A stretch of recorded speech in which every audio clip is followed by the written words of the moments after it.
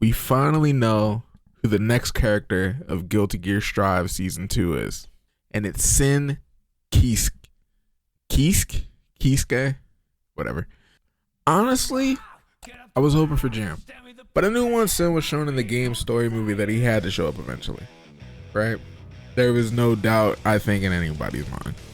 Bridget coming before him is kind of crazy, to be honest, but you know, he's finally here, and he doesn't seem bad. He honestly looks pretty fun.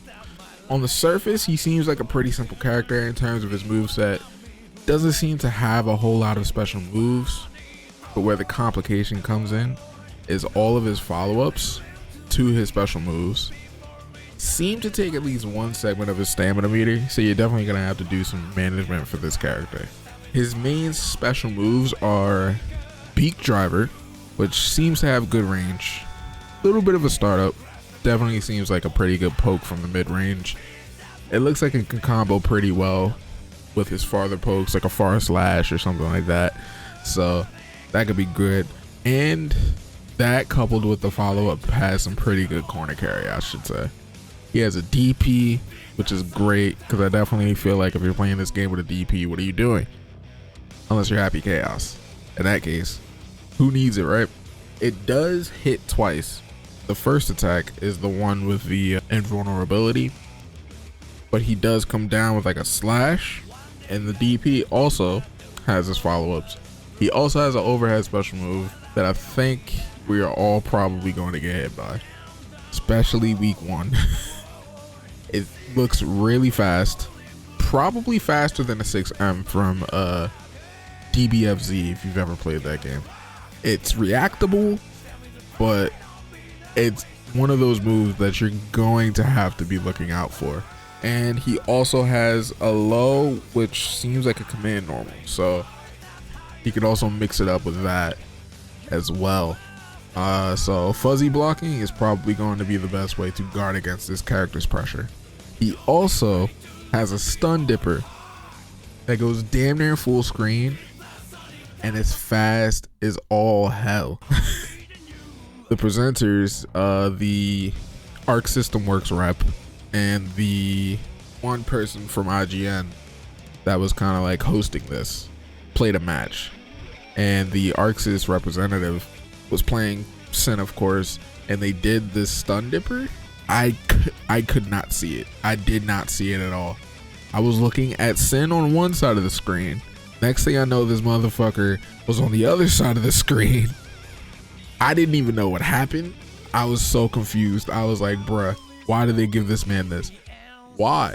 He just teleported. So 50 tension, stun dipper, and this motherfucker's out. And now you got to deal with the highs, the lows, the throw, all that shit. So between Beak Driver, stun dipper, and his close range pressure, this character is probably going to be pretty annoying to deal with. So speaking of all of his follow-ups, right? He has what seems to be 2 follow-ups, and the attack, he has an attack version and a movement version, and the attack version seems to change based on the attack that he uses. So the attack follow-up during Beak Driver, which is the mid-range poke move, he does like a lunge. He does like a lunge attack that slices down at the opponent's feet, that leaves them, that puts them in like a soft knockdown state where they're just rolling backwards. But on the DP, the follow-up that he has, he actually knocks the opponent up into the air, kind of like a probably Testament's heavy beast. I think that's what Testament's special move is called, right? Where it just kind of like knocks them up. Sin essentially has that for his DP attack follow-up. The other follow-up is like a dash that he has that seems like it is a feint of the Beak Driver follow-up that just gets you close to the opponent. He doesn't do anything. It just gets you close to the opponent to start applying pressure. You can mix in a throw, things like that. All of his follow-up attacks, you can chain them if you have the stamina, but all of his follow-up attacks seem to take up at least one segment of his stamina meter.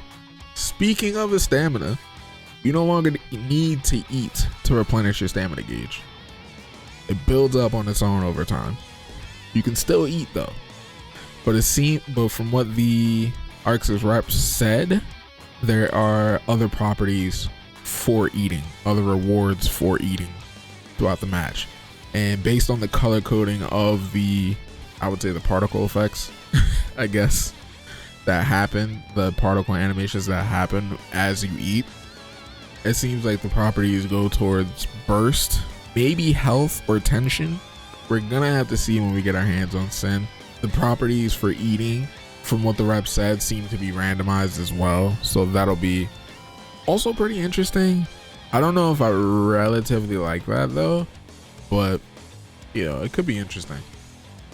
I would just hate to be like, all right, cool, I need some extra health, let me take a bite out of some food. Next thing I know, I get some burst that I don't need. So that could be annoying. Overdrives. Sin has two, and both of them are seemingly homages to his two dads. His first one is Ride the Lightning, with an interesting twist. Think Super Broly level 1 from Dragon Ball FighterZ. The move hits 3 times. You can choose which direction it goes in, and it has a follow-up that takes extra tension but deals more damage. A little bit extra. From what they said, you need at least, like, you just need over 50 tension to get that follow-up. But it definitely seems weird to hit, especially following combos, because if you know Ride the Lightning, it goes fucking damn near full screen and basically always breaks the wall, and that was kind of what was happening here. The Arx's rep was having a very hard time getting the burst version to hit, so we could leave that for the combo fiends on Twitter to figure out how to get that extra damage. He also has what is essentially Tyrant Rave.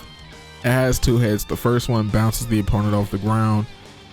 The second hit is up to the player's skill, however, which is actually really cool. There's a timing component to that second hit that if you can nail that timing, it'll reward you with extra damage on the super. Definitely putting in that little bit of extra work in the lab is gonna be rewarded with this character, it seems like. But that's about it for everything the character has. Sin is going to be coming out on November 24th, so Thanksgiving if you're in the States. No word on crossplay, which was actually really surprising. So I'm assuming it's either not ready yet, which might be, to be honest, the most likely case. Or, and this is Max Hopium/Copium, they're saving crossplay news for the Game Awards, which could be huge.